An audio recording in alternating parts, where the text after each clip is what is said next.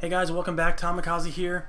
This is the third and final video on my playthrough of Magnus Map, the second unofficial map to use the UGX mod. But yeah, this is every time I open a door, every time I go to some like a new place on the map, it's a new experience for me also. So if I look like I don't know what I'm doing, it's because I don't. Now this pause screen here is brought to you by the fact that my son just walked into the room when I was recording this, and I didn't want him to see a rotting corpse chasing daddy. So I quick hit pause, and that's what all this is for. But I will be back in a minute. Here we are. Alright.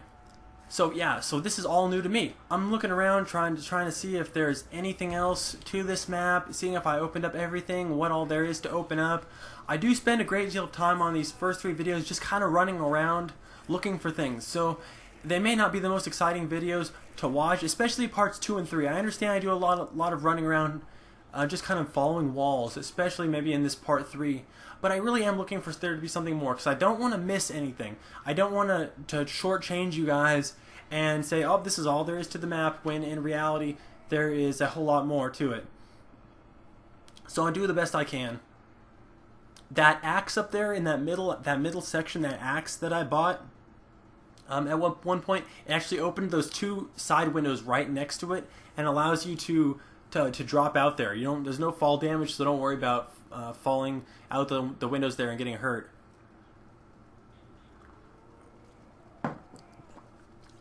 And yeah, I'm trying to remember what was it that I opened up. Yeah. So you go down that long hallway where I had to buy like all those doors and everything, and then I get to the top, and then you go right, and in that corner there it says 2,000 points to do something, and you don't know what it is. What opens that pack-a-punch area down where the power is. So that's that. Anyway, guys, back to my story about not feeling well and kind of recapping my week.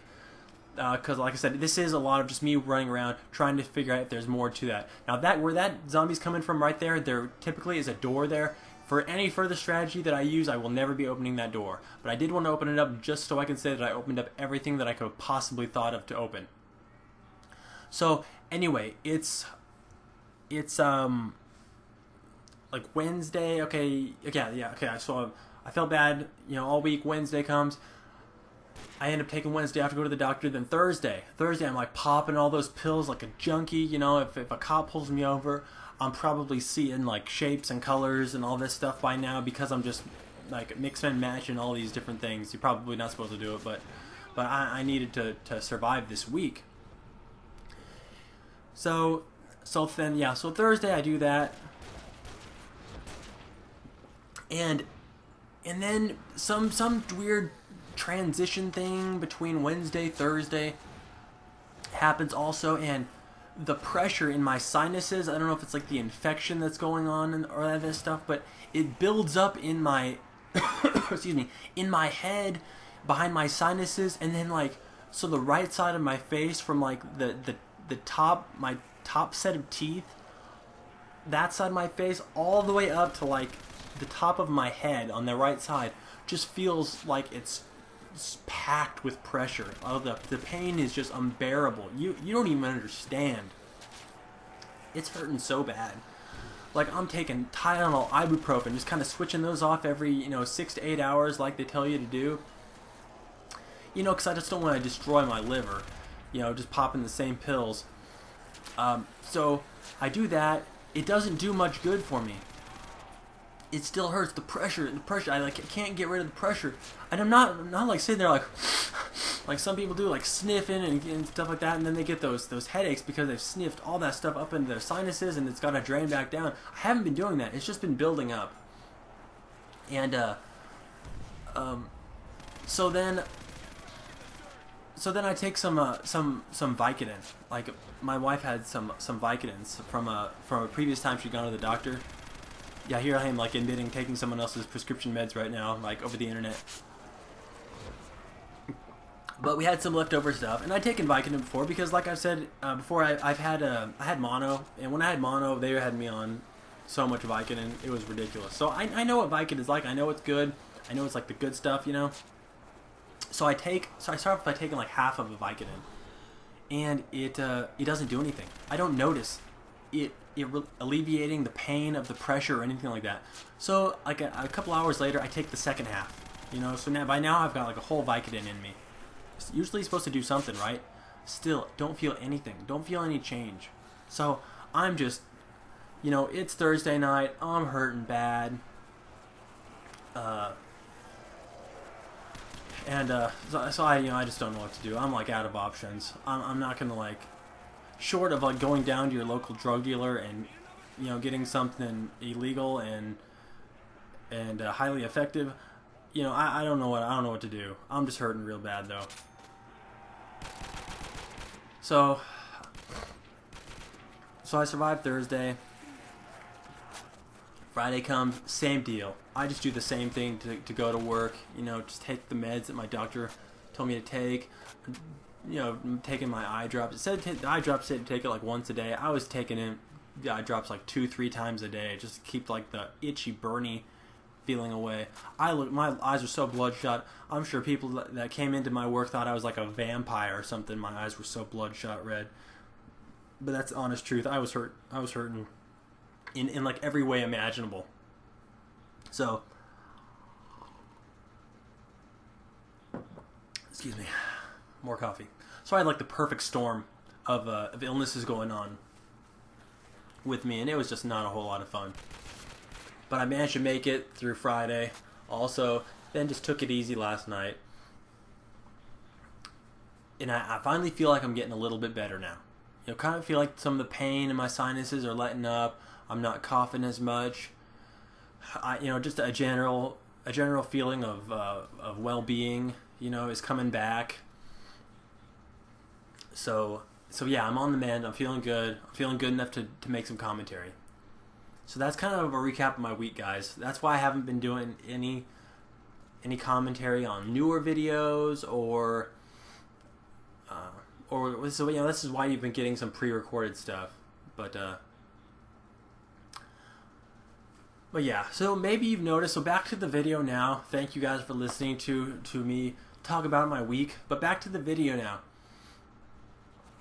You saw me use the Dragunov for a while, and typically I don't use sniper rifles unless I want to pack-a-punch them and have some fun with them or something like that. But because this was the very first time I was playing this map, I didn't want to keep hitting the box, you know, trying to get the weapons that I feel the most comfortable with. I just wanted to use whatever weapons I had, you know, to get some points and save my money, really.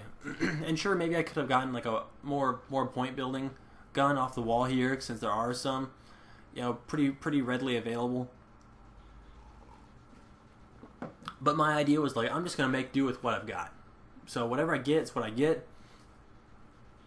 Yeah, I had the MP5 for a while. I had the, excuse me, had the, whatever it was. I had another gun, you know, a pretty decent point building gun there too for a while. So now, yeah, I'm like looking at the map. I'm really trying to find like a Bible ending or a hidden door or something, because I'm thinking to myself, man, they have you unlock this area all the way up here, and you unlock behind this bar area, and there's nothing. There's nothing. It's like $1,000 door to unlock this bar. It's not even a good camping spot because there's no weapon on the wall behind there. So I don't know what the map maker's thinking. I keep thinking he's like screwing with my head. Like there's got to be some hidden door here somewhere. But now that the map's been out for a week or more, there's not any more to it that I'm aware of. However, there's one more thing that makes me think that there's something else to this map that I'm not getting, and that's the pack-a-punch machine. It starts off down where the power switch is, right? Then it disappears. You know, after you pack-a-punch a couple guns, it does the same thing the mystery box does, and it kind of, you know, flies off and respawns somewhere else. The next place it goes, typically, I believe, is the starting area. Okay, and that's okay. That's no problem there. But then after that, I saw it when I was playing when I was playing a game this week. it disappeared from there and went back in here, like right here where I'm at. That's where like the light was shining down from the sky, you know, showing me where the Pack-a-Punch machine was. But it was in an area that I couldn't get to. Like it was in the wall somewhere. So I look around. I'm looking everywhere I can for some hidden switch. So I'm wondering if the Pack-a-Punch machine doesn't, you know, by some mistake, doesn't just end up in a place you can't access anymore. Which I'm not sure why that would happen. Or, you know, I guess that there's always a possibility that I could be missing some unmarked switch. But those unmarked switches are for losers. Like you don't do an unmarked switch in anymore in this day and age. I mean, aren't we so tired of that? The maps where you have to just follow all around the walls and just make sure you've touched every square inch of surface area to find the hidden door. I mean, that is such an overused idea. Sure, it was funny the first couple times it was done. Like, ooh, this is really clever and creative. And I even thought all these switches right here, or you know, these areas would have something to do with it. But they don't. So why is it there? Just for appearance sake, I guess. So that's that. So I'm looking around, just trying to figure out if there's anything left that I haven't figured out on this map, and I don't find anything else out. No extra secrets. I really do look everywhere. So I'm like, well, I'll just Pack-a-Punch something now, have a good time. And I Pack-a-Punch this G3.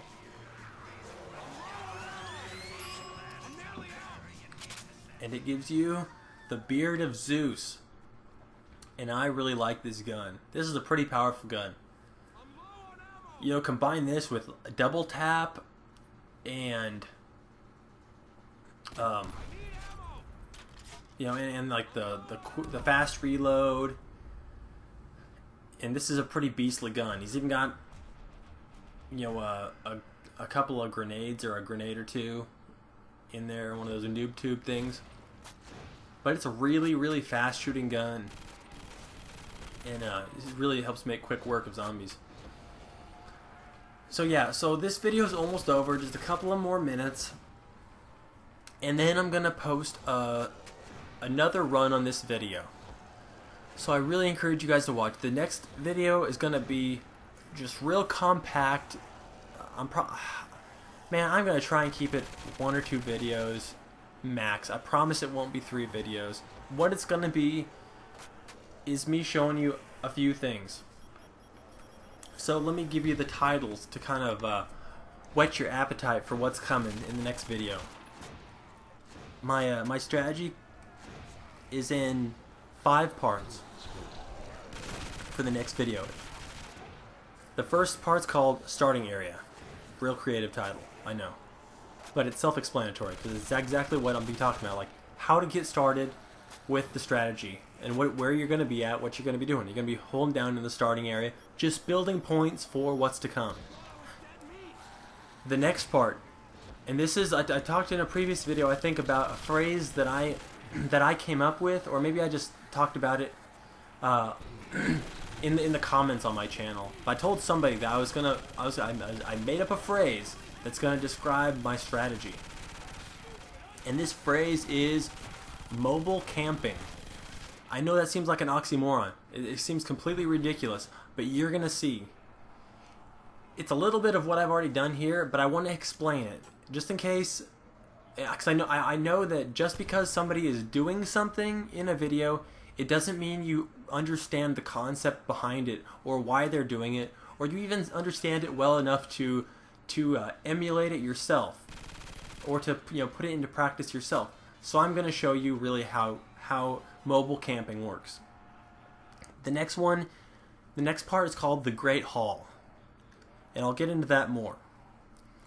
Part 4 of it's called Classic Camping. So none of this mobile camping. Well, I'm going to show you that for a while, but then I'm going to show you some classic camping, because I love classic camping. That's like what I'm all about. Is just the real deal camping stuff. And then finally, the final part of the strategy, I entitled Hold Down the Axe. Hold down the axe. And that's the final part. It's not really like endgame, but I just want to show you different parts of how you can have fun with this map, because you may not know, and not everybody wants to play a map, you know, over and over and over again like I do, just to figure out a good strategy or a good way to have fun. So that's why I've titled these things for you. I've broken them into pieces, and I'm going to explain them to you the best way I possibly can so you can have the maximum amount of fun when you play this map. So stay tuned for the next video or two. Like I said, I'll try and keep it short, and because I just want to give you guys the information and put it in a real compact form so you can see a lot of fun, see how to have a lot of fun, and so you can do it yourself, or maybe even add to my strategies, maybe even make up your own ideas. But that's what the next video is going to be about. Just instant fun, the best kind of fun, my 5-part strategy coming up in the next video. Guys, I really appreciate you watching this. If you stuck around on my channel and you're watching these video series still, I know 3-part video series is pretty long, especially maybe for a map like this, but you can still have a lot of fun on this map because it has the UGX mod and because it's laid out in such a way. And like I said, I'll show you that more. But guys, hope you enjoyed this. Keep playing zombies, keep watching my channel, and yeah, I hope you guys are I hope you're having a lot of fun watching these videos, and yeah, just stay tuned. Just a couple more seconds here, but I'm Kamikaze, and thank you guys for watching.